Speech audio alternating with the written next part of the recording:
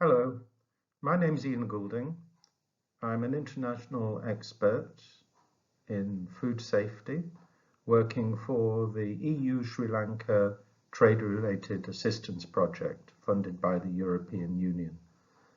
This presentation is entitled Socio-Economic Costs and Benefits of Food Safety Reform in Sri Lanka. It is the third of four presentations arising from missions undertaken earlier in 2020 under the framework of this project, which is implemented by UNIDO. We undertook a study to try and assess what would be the socio-economic impacts and health impacts of improving food safety in Sri Lanka. It came as a result of several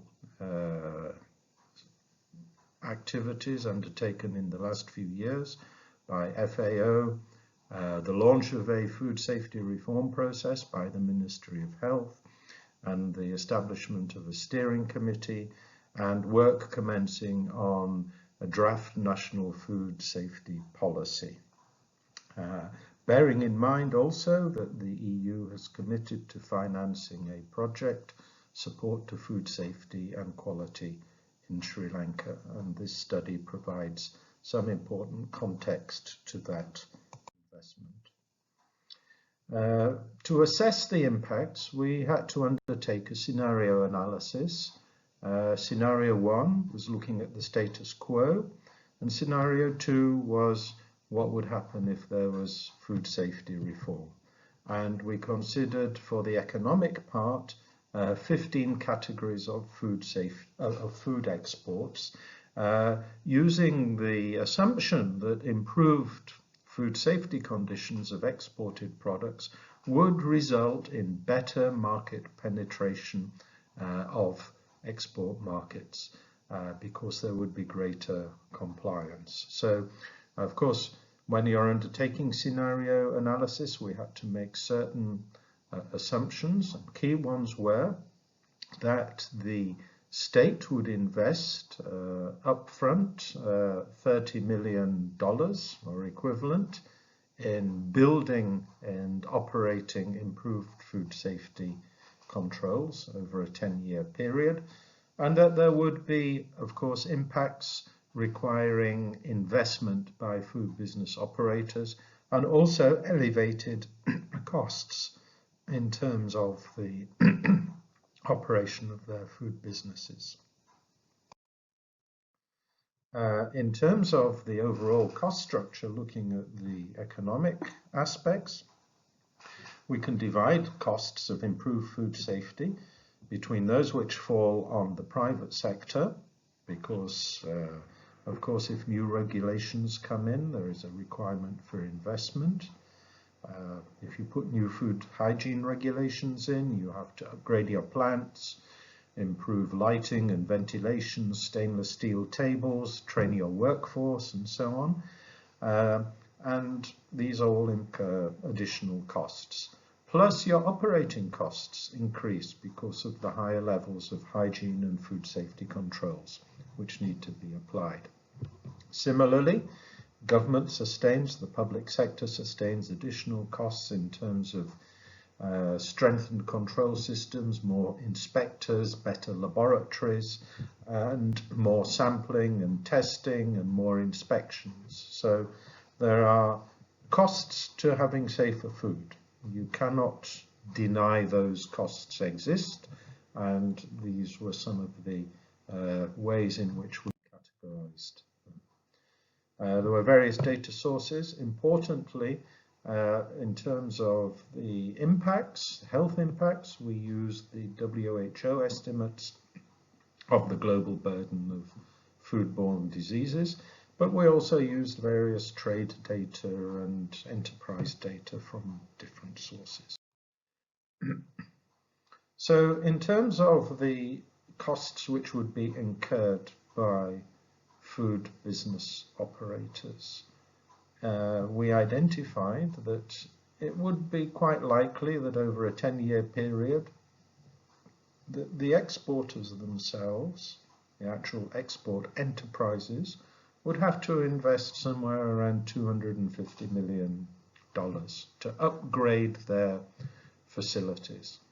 But it's not just the exporters that sustain the costs, because these food safety requirements filter down through the supply chain, even to farmers who have to, for example, alter the way they apply chemicals, or the mechanics of their harvesting system, or on-farm storage facilities. So there would be export supply chain costs, again, quite substantial, 573 million. So in total, the food industry of Sri Lanka would probably have to invest something like 822 million. In other words, over a 10-year period, approximately $82 million a year. But in addition, it would sustain higher operating costs. And we estimated that these would impact in terms of revenues, something like 0.5% or 1% of revenues would have to be in terms of increased operating costs. So these would actually total another 430 million euros. So we're talking about quite substantial increases in costs over the year, over the 10-year period, something in the region of 1.2 or 1.3 billion dollars worth of finance which would have to be found in order to put into the food production system to raise standards to a sufficient level. So that is quite a substantial amount of money. We also looked at the official control costs because, as we mentioned, they need to upgrade the competent authorities, you have to provide equipment, you have to rebuild laboratories, and so on. So we estimated something like 30 million of investments, but in addition there would be increased operating costs on an annual basis, a cost sustained by the budget to operate the control system. Something in the region we estimated of about $10 million a year, but with some opportunities for cost recovery. So a total net annual cost of perhaps around $9 million a year. Additionally, would have to be found from the state budget in order to operate a strengthened control system. However, whilst those numbers are substantial, of course, there are benefits which come from improved trade. And the trade compliance benefits, in terms of annual exports after 10 years, we would see substantial growth in the volume of exports, resulting in about 0.75% of annual growth would be the assumption, and also increased prices, because as one improves quality and safety, you find that actual prices which can be obtained on the international market increase, because buyers no longer discount your products because of the risk of rejection and non-acceptability. So the benefits in terms of annual trade would be an increase in value from about 2.5 billion of exports per year to just under 3.2 billion. So this is an additional benefit of something like just under $500 million annually in terms of the improvements in trade values which can be derived from improved compliance. So a very substantial increase there in terms of, as mentioned, we have to also not only look at the trade benefits, but also the health-related benefits to the national population. who will suffer less food-related illnesses as a result of an improved food safety system. So here we make the assumption that there is a 20% improvement in the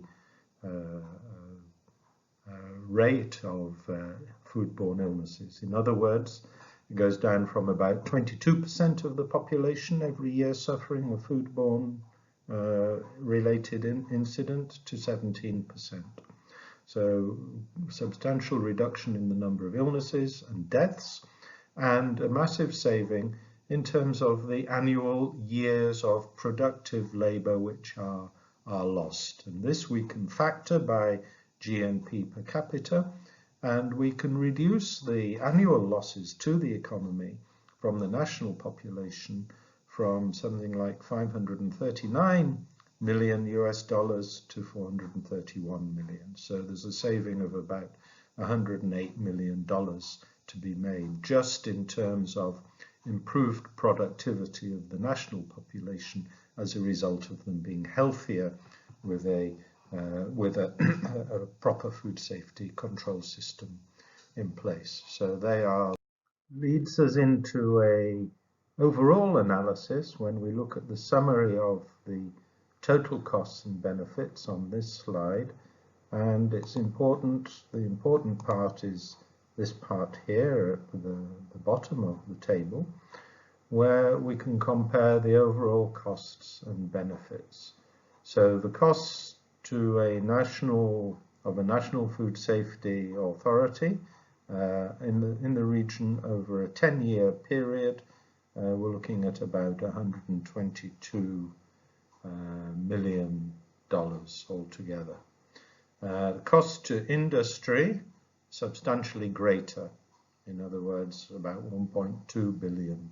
So in all, improved food safety in Sri Lanka over the next 10 years period could cost something of the order of $1.3 billion in terms of increased investment and increased operating costs, both of industry and government. But of course it is the industry which sustains the major cost, a major share of that cost. However, in terms of the benefits, we see benefits over 10 years of something around $2.5 billion in terms of increased trade values. And don't forget, that is value added. That isn't the actual volume of trade. It is actually all in additional value added. And of course, we get the health benefits over a 10-year period of something approaching another $1 billion. So a total of about $3.6 billion. So we're looking at costs of food safety 1.3, 1.4 billion, benefits of food safety about 3.6 billion over a 10-year period. And that gives us a benefit to cost ratio of 2.6. That means for every dollar you invest in, or every rupee if you like, you invest in improved food safety nationally, you get 2.6 back in return, which is an extremely good and positive rate of return. So that demonstrates, I think, quite clearly the overall costs and benefits in terms of the economic impacts. But we should also look at some of the employment impacts, because at the end of the day, these are also very important in terms of the employment, given that the agricultural and food production sector is so substantial in Sri Lanka. And in fact, we estimate that, in fact, the total number of employed could increase in a food safe scenario from about 1.6 million in export related food supply chains to about 1.75 million. In other words, generate an extra 122,000 jobs. So this is equivalent to something like 5.7% of the 2.1 million employed in agriculture and fisheries, and 1.5% of total employment. So these are direct employment impacts as a result of improved food safety. So this also creates a strong political argument for investment in an improved food safety system. So in summary, what does this study show us? Well, it shows that when you improve food safety, there are substantial benefits. 70% of the benefits are derived from trade-related benefits and 30% from improved health of the national population. However, there is a need for financial commitments from government, at least 30 million a year investment and another $9 million a year of budgetary support. So this doesn't come for free. It has to be considered to be investment in a public good. There is also a financial commitment required from food industry, and this is where the majority of the costs are sustained. Something like 818 million of investment and 43 million a year in increased costs. So as we noted in the last slide, total costs of improved food safety 1.3 billion, total benefits 3.6, and a benefit cost ratio of 2.6, with an additional 122,000 jobs in agriculture are secured, and a fall in the annual food poisoning rate, which would save something like 113 lives a year. So they are the key findings, and it leads us to providing an evidential basis. There is a strong political case based on this study to proceed with a fundamental and effective reform of the food safety system, and to put behind it financial commitments of government.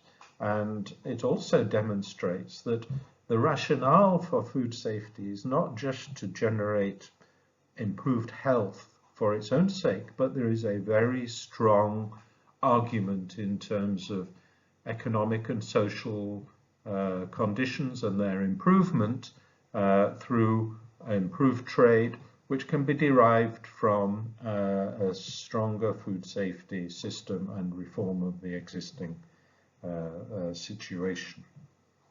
What that reform should do should not be regarded just as a one-off process. It demands an ongoing specific budgetary allocation to support the food safety system. But of course this delivers returns in terms of value added and national economy and employment.